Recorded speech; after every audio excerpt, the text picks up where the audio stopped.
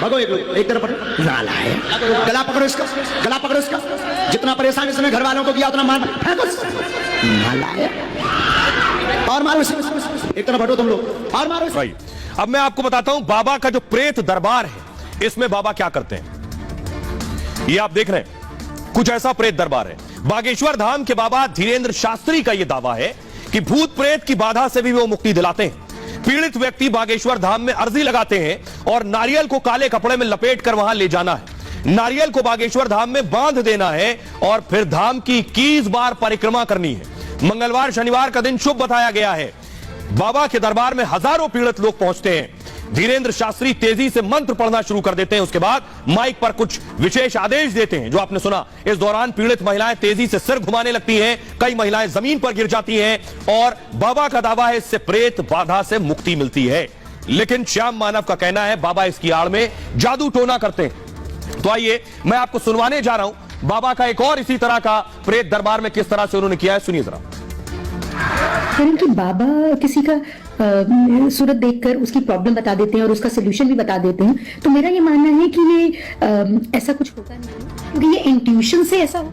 मैं आपको वो तस्वीर दिखाता हूं, तस्वीर दिखाइए, फुल स्क्रीन लीजिए, फुल स्क्रीन लीजिए। कैसे रात के समय बैठा कैसे सोया सर में मारो इसके, गला पकड़ इसका, गला पकड़।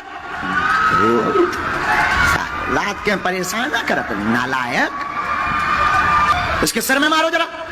सारो कैसे रात के समय बैठा कैसे सोया सर में मारो इसके, गला पकड़ इसका, गला पकड़। रात के परेशान ना करत नालायक। अब आप सोच रहे होंगे ये चमत्कार है, अंधविश्वास है, क्या सच है, लेकिन विज्ञान क्या कहता है। हम इसे विज्ञान की कसौटी पर कसते हैं। विज्ञान क्या कहता है इस पर। एक्सपर्ट मानते हैं ये जो दिव्य शक्ति की बात बाबा एक कह रहे हैं, दिव्य शक्ति कुछ सोचते हैं तो चेहरे पर उसका भाव आ जाता है। भाव को पढ़ने की कुछ लोगों में क्षमता होती है। बहुत से लोग आपके सामने आकर खड़े होते हैं और उनका चेहरा देखकर आप बता देते हैं कि उन्हें क्या परेशानी है। जैसे ब्रेल लिपि के सहारे जिनको दिखाई नहीं देता वो पढ़ते हैं, ठीक ऐसे ही मेंटलिस्ट होते हैं जो चेहरा पढ़ लेते हैं। देश दुनिया में कई ऐसे मेंटलिस्ट होते हैं और इस तरह का ज्ञान, इस तरह की ताकत, इस तरह की कला किसी सामान्य इंसान में भी हो सकती है जो लोगों की समस्याओं को समझ जाता है। कई लोग सम्मोहन की शक्ति से भी बातें जान लेते हैं। लेकिन आइए मैं आपको बताता हूं कि कैसे मनोवैज्ञानिक क्या कहते हैं इस पर, मनोचिकित्सक क्या कहते हैं इस पर, डॉक्टर्स क्या कह रहे हैं, उन्हें सुनिए। अगर हम बात करें कि बाबा किसी का सूरत देखकर उसकी प्रॉब्लम बता देते हैं और उसका सोल्यूशन भी बता देते हैं, तो मेरा ये मानना है कि ये ऐसा कुछ होता नहीं है, क्योंकि ये इंट्यूशन से ऐसा होता है।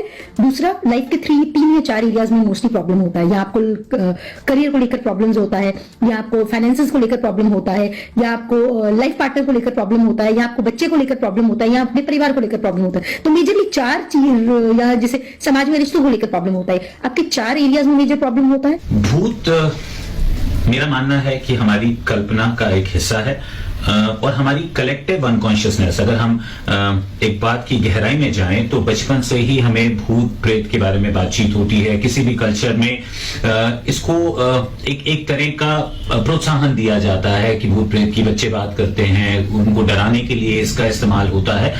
मेरा मानना यह है कि भूत प्रेत का जो डर है वो कहीं हमारी एक सिक्योरिटी और हमारे बचाव से जुड़ा हुआ है। तो आपने डॉक्टर्स को सुना। आइए अब आपको बताते हैं कि अगर बाबा बागेश्वर पर मुकदमा लिखा जाता है तो देश का कानून क्या कहता है। श्याम मानव कह रहे हैं वो जादू टोना कर रहे हैं, तो कानून क्या कहता है। कानून कहता यह है 2013 में तो टोना टोटका कानून बना है। महाराष्ट्र का आपराधिक कानून एक्ट है ये, और कानून में कुल 18-12 क्लॉज है। अलग अलग अपराधों को ये क्लॉज बताते हैं जादू टोना के मामलों में। 7 साल तक की इसमें जेल हो सकती है और 5,000 से 50